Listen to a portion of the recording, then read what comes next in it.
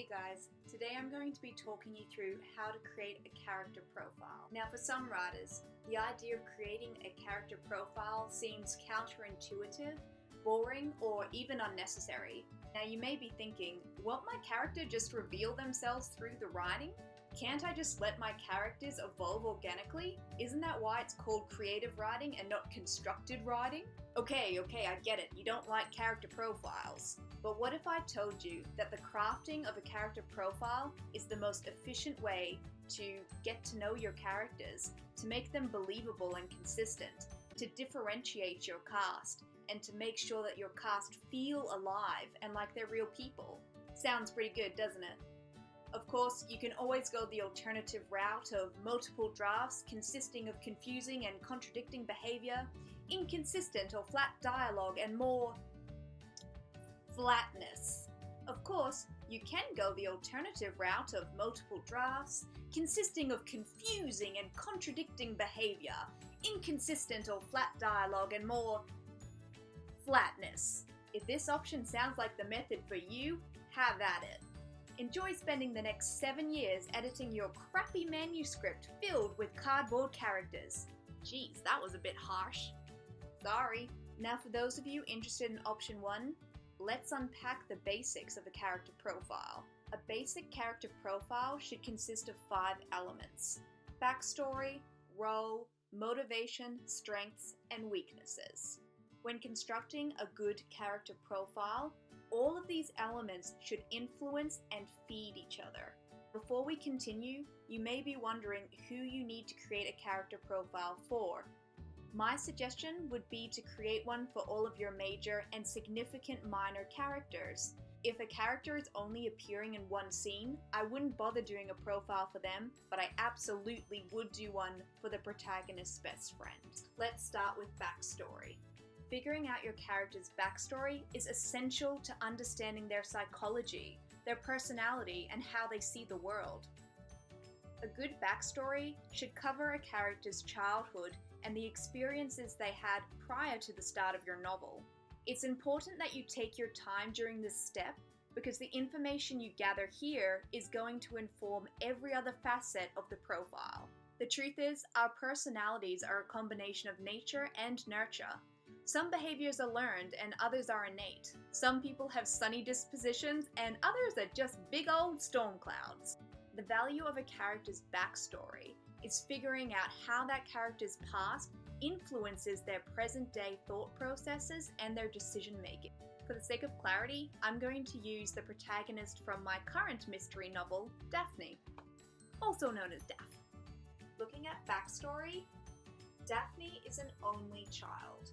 Her father was a cop and her mother was a nurse.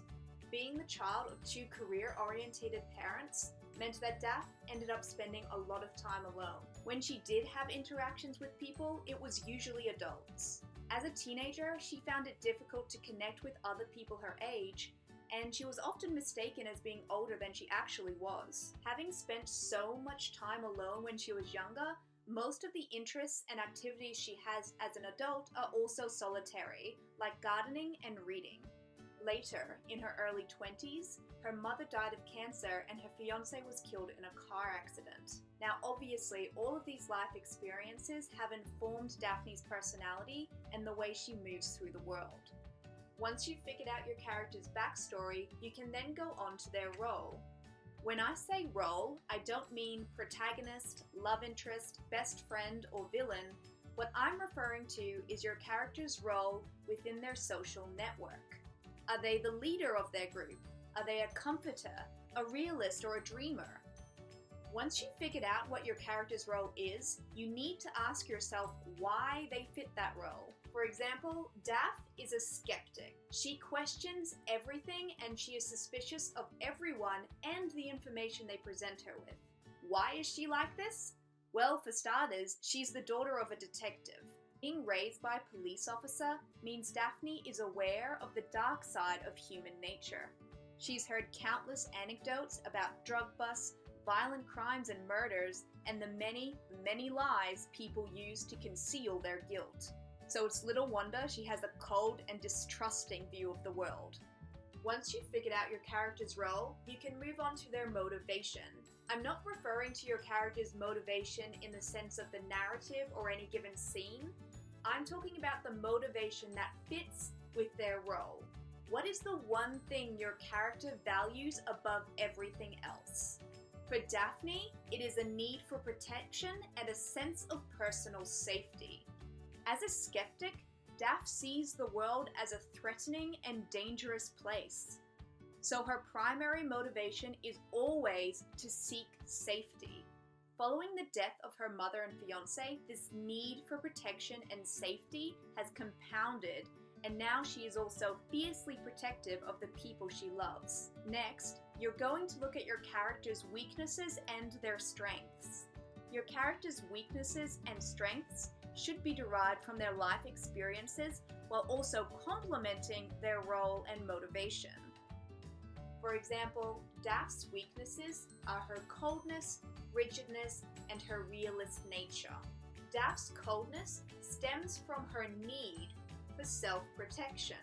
Additionally, her rigidness is also the result of being raised by career-orientated parents who had really strict routines. And Daph's realist nature connects with her love of reading, science, and biology, things that have also influenced her career decisions. Once you've figured out your character's weaknesses, you can then move on to their strengths. In terms of strengths, Daph is very analytical. This was a learned behavior from childhood, as Daph idolized her detective father's ability to look beneath the surface and to see what was really happening. Additionally, Daph's love of science and biology complements her deep thinking nature.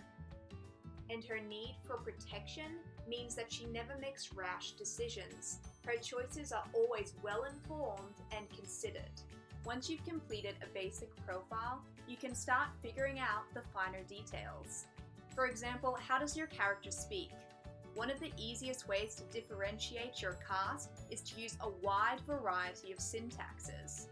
Once you've considered your character's backstory and life experiences, this will be much easier.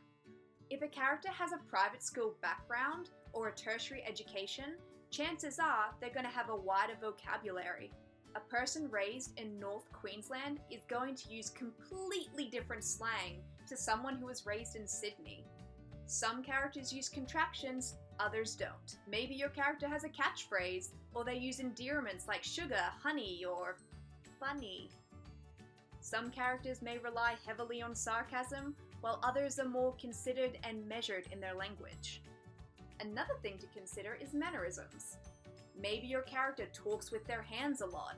Maybe they play with their hair, or hook their thumbs into their jeans. Or maybe they're really restless, they're always tinkering with objects or fidgeting. Now, this next step is gonna sound kind of silly, but it really works. The quickest way to figure out how your characters are different is to imagine how they would react in an emergency. For example, imagine that one of your characters has fallen into a hole and they can't get out. What do they do? How do they behave? Do they feel embarrassed or foolish? Pissed off? Do they panic or are they calm? Do they call out for help or do they stubbornly try to get out themselves? If someone were to walk past and ask, "Do you need a hand?" would they answer sarcastically, angrily, or would they be really grateful for the help?